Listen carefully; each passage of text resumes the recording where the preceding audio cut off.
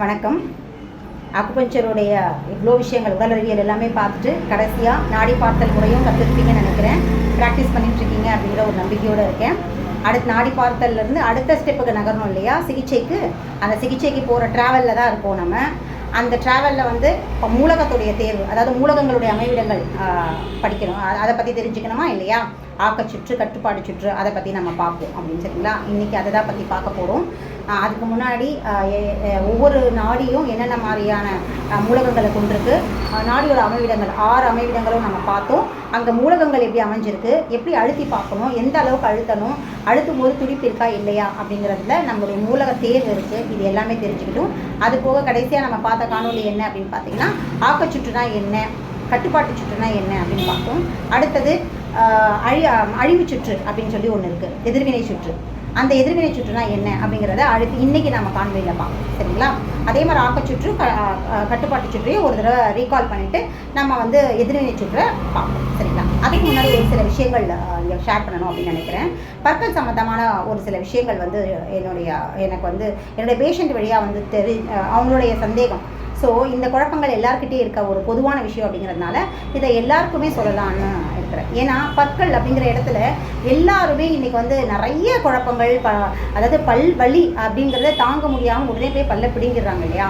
So இது எந்த மாதிரியான விளைவுகள் ஏற்படுத்துது அப்படின்றத தெரிஞ்சுக்கணும் நிச்சயமாக. ஏன்னா இன்றைக்கி தாங்கவே முடியாத ஒரு தொந்தரவாக வந்து பல் பிரச்சனை தான் இருக்குது. அதுக்கு என்ன காரணம் அப்படின்னு பார்த்தீங்கன்னா நீர்மூலக தொந்தரவு தான். அதாவது நீர்மூலக உறுப்புகள், நீர்மூலகம் சார்ந்த உறுப்புகளில் ஏற்பட்டிருக்க சின்ன டிஸ்டர்பன்ஸ். அப்போ நீர்மூலகத்தில் சின்ன டிஸ்டர்பன்ஸ் ஏற்பட்டிருக்கு. அதனால் அதோடைய ரிஃப்ளெக்ஷனாக வந்து பற்களில் வந்து வெளிப்படுது. கழிவுகள் வந்து வெளியேற்றம் பற்களில் வெளியேறுது சரிங்களா. ஸோ இது வந்து உள்ளுறுப்பில் இருக்கிற பிரச்சனை தானே ஒழிய பற்களில் இருக்கிற பிரச்சனை இல்லை. ஆனால் பல்லில் எந்த தொந்தரவு ஏற்பட்டாலும் நம்ம எல்லாருமே என்ன நினைக்கிறோம் அப்படின்னு பார்த்தீங்கன்னா, பல்லில் தான் ஏதோ டிஸ்டர்பன்ஸ் இருக்குது, பல்லில் தான் வந்து பிரச்சனை இருக்குன்னு சொல்லிட்டு நேராக பிடிஎஸ் படித்த பல் டாக்டர், அதாவது பல் புடிங்கி கிட்ட போய் நிற்கிறோம். அவங்க என்ன பண்ணுறாங்கன்னா, அவங்களுக்கு எதுவுமே தெரியாது, எந்த விஷயம் தெரியாது. தெரிஞ்சது 2 விஷயந்தான். பல்லு வலினா பல்லை பிடிங்கிடணும், பல் வந்து சொத்தையாகி அந்த மாதிரி கொஞ்சம் சொத்தையாகி அப்படியே பல்ல மாதிரி இருந்துச்சுன்னா அந்த இடத்துல சிமெண்ட்டை போட்டு அடைக்கணும்.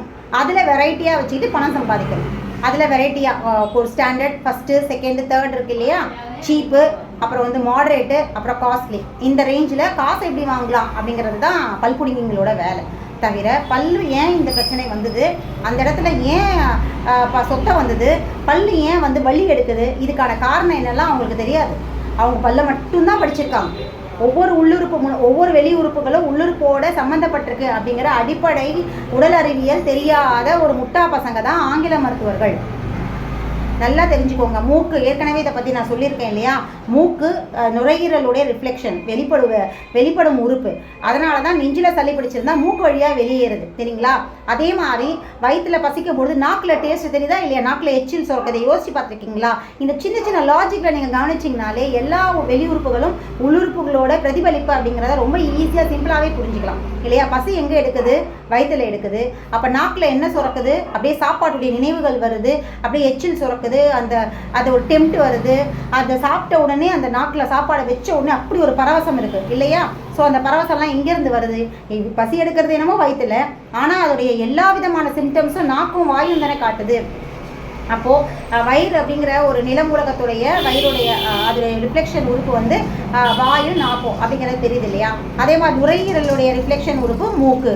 அதே மாதிரி ஏற்கனவே சொல்லியிருக்கேன் கிட்னி, சிறுநீரகத்துடைய ரிஃப்ளெக்ஷன் உறுப்பு வந்து காது சரிங்களா. அதே மாதிரி லிவருடைய ரிஃப்ளெக்ஷன் உறுப்பு கண்கள். அதே மாதிரி நீர்மூலகம், அதாவது வெறும் ஸ்கின்னின்னு இல்லை, நீர்மூலகத்துடைய ரிஃப்ளெக்டிவ் உறுப்பு இன்னொன்று என்ன அப்படின்னு பார்த்தீங்கன்னா பற்கள் வந்து நீர் மூலகங்கள், அதாவது இடுப்புக்கு கீழே இருக்கிற உறுப்புகள் இருக்கு இல்லையா, நீர் மூலகங்கள் சம்மந்தப்பட்ட உறுப்புகள்.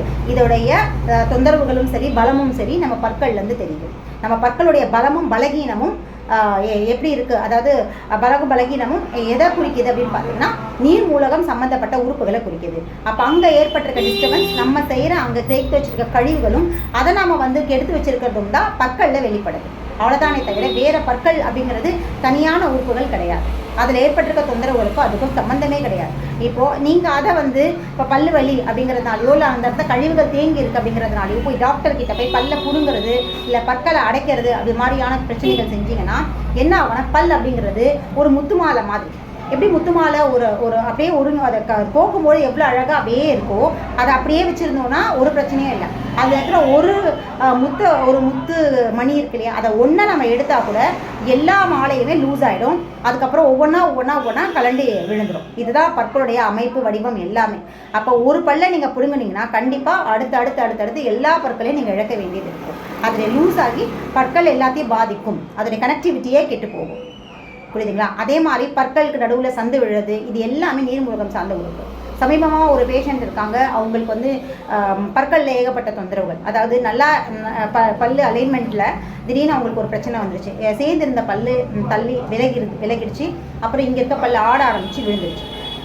அதுக்கப்புறம் பல்லு பின்னாடி ஈறுவலி, அப்புறம் பல்லுலேருந்து அதாவது வந்துகிட்டே இருக்குது, சுரந்துக்கிட்டே இருக்குது. பல்லுலேருந்து ஒரு மாதிரி குழப்பழப்பு எச்சம். அதுக்கப்புறம் வந்து எச்சில். அதுக்கப்புறம் பல்லுலேருந்து வந்து ரத்தம் கசிகிறது, ரத்தம் துப்பும் போது ரத்தம் வர்றது. இந்த மாதிரியான எல்லா விதமான தொந்தரவுகளுக்கும் அடிப்படையாக காரணம் நீர்மூலக தொந்தரவுகள் தான். நிலமூலகத்துடைய ஏற்படுற டிஸ்டர்பன்ஸ் கூட அதாவது கட்டுப்பாட்டு சுற்று, இதை பற்றி நம்ம பேசுவோம். சரிங்களா? அப்போ தான் உங்களுக்கு அது புரியும். ஏன்னா நீர்மூலகம் தன் எல்லையை மீறும் பொழுதும் அதை கட்டுப்படுத்துகிற ஒரு மூலகமாக வந்து நிலமூலகம் இருக்குது. சரிங்களா? ஸோ நீர்மூலகம் எல்லை மீறி போகும்பொழுது, அதாவது எல்லை மீறி போகும்போது தந்தையான நிலமூலகம் அதை கட்டுப்படுத்தி தன்னுடைய இயல்பில் வச்சுட்டு இருந்தாங்கன்னா அது வந்து சரியாக இருக்கும். இதெல்லாம் வந்து அடுத்தடுத்த பாடங்களில் தெரிஞ்சுக்கிறது. நான் உங்களுக்கு அந்த கட்டுப்பாட்டு சுற்று பேசும்பொழுது நான் இதை சொல்கிறேன். ஆனால் இப்போதைக்கு அடிப்படையாக நல்லா தெரிஞ்சுக்கோங்க. பல்லில் ஏற்படுற பிரச்சனைகளுக்கு பெரும் பகுதி வந்து நீர்மூலக சம்மந்தப்பட்ட தொந்தரவு தான். சரிங்களா? அப்போ அவங்களுக்கு ஏன் பல்லில் சந்து விட்டது அப்படின்னு சொன்னீங்கன்னா, அலைன்மெண்ட் இதுவாயிருக்குன்னா அவங்க அதற்கு முன்னாடி பற்கள் ஏற்பட்ட தொந்தரவுக்கு பற்கள் ஏதாவது தொந்தரவு வந்திருக்கும், சுத்தம் வந்திருக்கும், போய் பல்லை பிடிக்கிட்டு வந்திருப்பாங்க. இல்லை பல்லை வந்து ஏதாவது சிமெண்ட் போட்டு அடைச்சி வச்சுருப்பாங்க. அதே மாதிரி நல்லா தெரிஞ்சுக்கோங்க. நீர் அப்படின்னா அதை கட்டுப்படுத்தணும் அப்படின்னா அது வேறு வழியை வந்து தேடும்.